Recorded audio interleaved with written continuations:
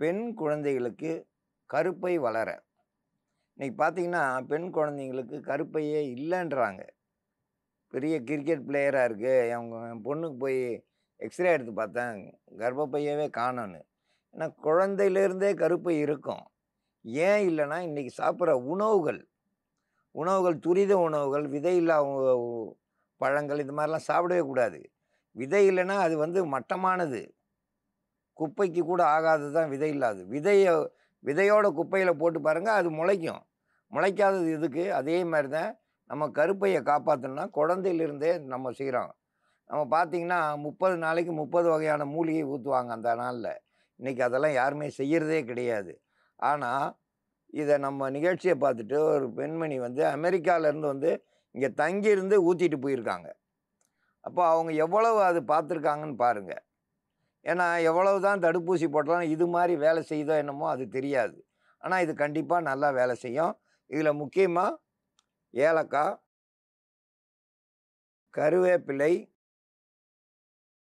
விளக்கெண்ணெய் இதெல்லாம் கூட்டு கலவையா செஞ்சு இப்ப மருந்தா தயாரிக்க போறோம். பெண் குழந்தைகளுக்கு கருப்பை வளர்ச்சி அடைய நம்ம முன்னோர்கள் எவ்வளவு ஜாக்கிரதையா இருந்திருக்காங்கன்றத பாருங்க. ஏன்னா பிற்காலத்துல கருப்பை குழந்தை இல்லைன்ற அந்த இதெல்லாம் வந்துடக்கூடாது, கருப்பை சுத்தம் இல்லாம போயிடக்கூடாது, மலட்டுத்தன்மையா இருக்கக்கூடாது, இர்ரெகுலர் ப்ரீடு அதாவது மாத ஒழுக்கு தவறி வரக்கூடாது அப்படின்றதுக்கு குழந்தையிலேயே மருந்து கொடுத்து கருப்பையை காப்பாற்றி வச்சிருக்கிறாங்க. இப்போ இருக்க உணவு முறைகளில் நிறைய குழந்தைங்களுக்கு கருப்பை ஆண்டவன் படைப்புல 1000த்துல 1 லட்சத்துல 1 இருந்தாலும் மலட்டுத்தன்மை பெண் மலடு அப்படின்றது இருக்குதுனாக்கா, மாத ஒழுக்கு இருந்துச்சுனாக்கா அவங்க பூப்படைஞ்சிட்டாங்கனாலுமே குழந்தை பெத்துக்கிற தன்மை இருக்கும்.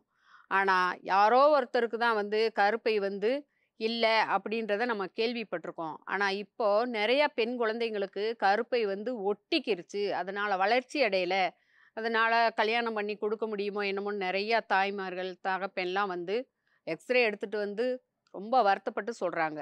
ஆனா நம்ம முன்னோர்கள் செஞ்சிருக்கிற அந்த மருந்த நம்ம உள்ளுக்குள்ள குழந்தையிலேயே கொடுத்துறப்போ சுத்தமா கருப்பை வளர்ந்து அது முதிர்ச்சி அந்த பருவம் பூப்படைகிற வரைக்கும் அதுக்கப்புறமா நல்லா வளர்ச்சி அடைஞ்சு வர்றதுக்கான மருந்த குழந்தையிலேயே கொடுத்துருக்குறாங்க. இப்போ பெண் குழந்தைகள் கருப்பை வளர்ச்சி அடைகிறதுக்கான மருந்து தயாரிக்கும் முறையை பத்தி பார்க்கலாம். ஒரு ஏலக்காயும் கருவேப்பிலையும் அரைச்சி எடுத்து சாறு எடுத்துக்கிறணும். இப்போ இதுல இருந்து ஒரு 1/2 ஸ்பூனுக்கு சாறு எடுத்துக்கலாம். இது பெண் குழந்தைகளுக்கு மட்டும்தான் கொடுக்கணும். விளக்கெண்ணெய் ஒரு 1/4 ஸ்பூன் கூட எடுத்துக்கிறணும்.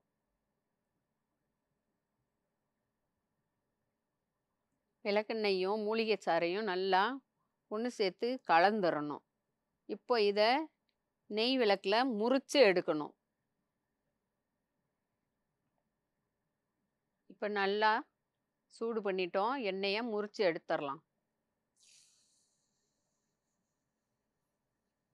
இந்த சூட்லேயே ரெண்டும் ஒன்று சேர்ந்துடும். இந்த இதை பெண் குழந்தைக்கு மட்டும் வெறுவயிறாக இருக்கப்போ உள்ளுக்க கொடுத்துருங்க. ஒரு முறை கொடுத்தாலே போதும், கருப்பை நல்லா வளர்ச்சி அடைஞ்சிரும். பெண் குழந்தைகளுக்கு கருப்பை வளர ஏலக்காய், கருவேப்பிலை, விளக்கெண்ணெய் இதெல்லாம் கூட்டு கலவையாக சேர்ந்து மருந்தாக தயாரிச்சிருக்கோம். இது அப்படியே உள்ளே கொடுத்தா போதும், 30 நாள் குழந்தையிலே கொடுத்துடலாம், தவறு கிடையாது. அப்போ இது வாழ்க்கை பூரா வேலை செய்யும். கருப்பை வளர்கிறதுக்கு இது ஒரு சிறந்த மருந்து. இந்த மருந்தை பயன்படுத்தி பயன்பெற வேண்டும் என்று கேட்டுக்கொள்கிறேன்.